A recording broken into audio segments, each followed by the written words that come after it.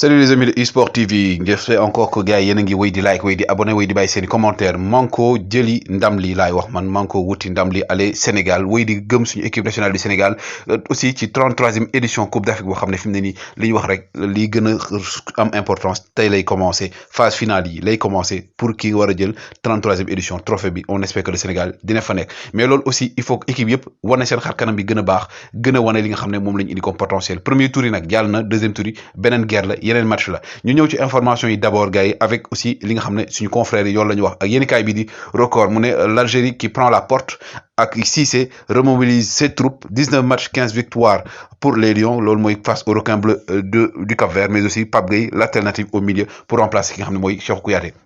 yéen a kaay stade ñoom ñu ne la défense des Lions tient bon malgré tout donc wax ci li nga xam mooy suñu défense bu baax bi ñu am ak ñi nga xam ne ñoo fa nekk ak aussi Pape Gueye bi nga xam ne boo moytul moom mooy wutu Cheikhou Kouyaté félicitations également à l'équipe du Comore bi nga xam ne pour la première fois ñu qualifié Coupe d'Afrique première fois également ñu dem huitième de finale ça c'est une bonne chose pour l'équipe du Comore bi nga xam ne aussi war na xam ne kanam gu rafet mais aussi nos voisins de la Gambie Gambie yi nga xam ne tamit ñoom wane nañ football bu rafet ñoom it ñi nga xam ne la plupart de leurs joueurs aussi ce sont de jeunes sénégalaises et tout Gambie suñu mbokk yi ñoon di jaajëfal aussi mais équipe bi ma gën a émerveillé man mooy l'équipe de la Guinée équatoriale gars yi li ñuy football machallah avec aussi le petit frère d'Alfred Gomis mi nga xam ne moom mooy seen góol nekk foofu ci Guinée équatoriale ñu leen di jaajëfal ñoom it di wax bonne chance mais aussi jàppama di stade bi nga xam ne fa lañ amee woon match poulu Algérie ak Côte d'Ivoire le stade boobu noonu dañ ne après huitième de finale dañ koy tëj ndax gazon bi baaxul gars yi kaas nañ ko kaaf nee na dootuñu fa football bu huitième de finale bi jàllee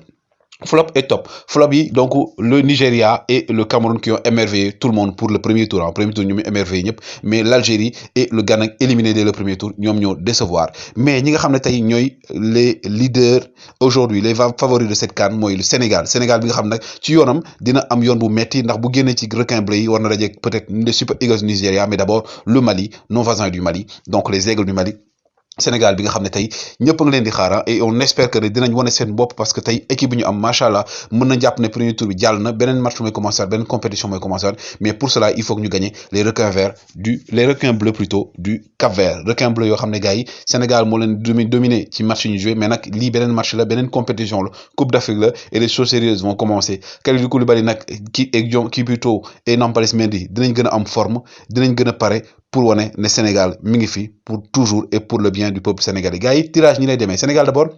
bu génnee digganteem ak ki nga xam ne moom mooy Cap-Vert donc day xaar ak ki nga xam ne mooy diggante ñii di waa Mali ak tamit équipe bi di xam ne moom la Mali war a dajal di Guinée équatoriale bu ñu jógee foofu tamit Sénégal après demi-finale yi war na mën daje ki nga xam ne moom mooy le Nigeria le Super Eagles du Nigeria équipe la boo xam ne tey donc équipe bu ñëpp di craindre la mais Sénégal aussi ak équipe bi mu am bu fekkee ne retrouver nañ suñu dynamisme retrouver nañ suñu force yëpp noonu dinañ wax ne loo xam ne tey beneen xarkatu kanam la parce que aujourd'hui Aliou Cissé et ses joueurs n'ont plus droit à l'erreur ki ngeen di gis nii aussi c'est le sélectionneur mais aussi le directeur technique du Nigeria salut et félicitations également à lui comme ni ñu félicité entraîneur noir yëpp commencé ko ci Aliou Cissé et tout parce que moom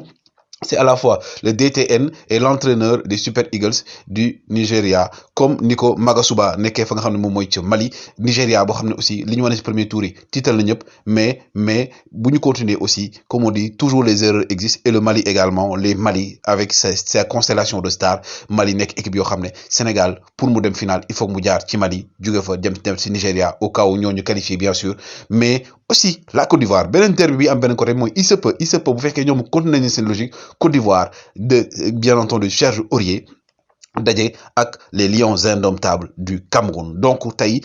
finale yi ay derby de l'Afrique de l'Ouest lay doon pour la plupart derby de l'Afrique de l'Ouest yi donc Cameroun ak Côte d'Ivoire bu fekkee ne génn nañ seen phase yooyu noonu dem ba demi-finale ñoom ñaar il faut kenn toog pour kenn ki mën a dem finale mais le sourire de l'équipe nationale du Sénégal comme on dit gars yi un peuple un but une fois Sénégal tey fi mu ne nii li ñu am premier tour yi day tax équipe yu bëri duñ leen sóoraale mais loolu moo war a nekk seen source de motivation loolu war a tax ñu surpasser wu loolu war a tax ñu éviter piège bi nga xam ne Algérie si la duggoon et Aliou Cissé aujourd'hui a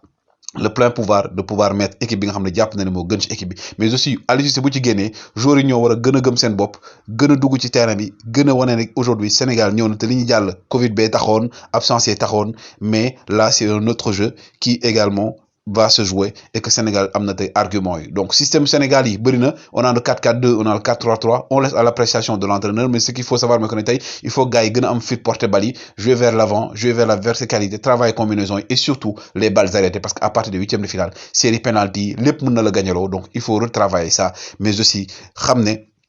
tey léegi pression bi wàcc na équipe nationale du Sénégal parce que gars yi Sénégal li mu football premier phase baaxul ñëpp nee nañ baaxul par rapport seen gis-gis maintenant loolu day joxe exemple bi ko Cameroun di jël bi ko Côte d'Ivoire di jël seen premier tour yi dañuy def premier tour yu catastrophique maintenant à eux de se relever Sénégal bi nga xam ne tey lay reprendre entraînement yi ba nga xamee ne démb dañ leen joxoon quartier libre comme on dit journée de repos total la woon tey la ñuy reprendre entraînement yi pour préparer ces matchs contre les requins bleus du Cap-Vert les requins bleus du Cap-Vert nga xam ne moom c'est une équipe à se méfier boo xam dañuy jouer dañoo gaaw mais aussi ils sont très intelligents ils sont bons de la tête comme le Sénégal aussi est rapide et à la technique et aussi à la justesse maintenant lu ñu des mooy ñu retrouver suñu cohésion ni ko Boulaye Dia waxee travailler suñu combinaison complicité gën a am suñu attaquant yi ñu fixer benn attaquant ne kii mooy jouer ñu fixer ko jox ko confiance parce que attaquant aussi dafa soxla temps de jeu ñu maintenir suñu équipe bi ndax xam nañu ossature bi jëluñu but c'est une bonne chose mais aussi nañuy gën a dugal c'est ce qu'on espère et on est tous derrière les lions et comme on le dit la critique elle est toujours positive elle est négative mais aussi elle est positive kon li ñu critiquer day wan a gën a yokk ñu gën a yokk jëm gën a xam fu ñu jëm image bi laa ni tàggoo tey ça c'est la beauté de l'Afrique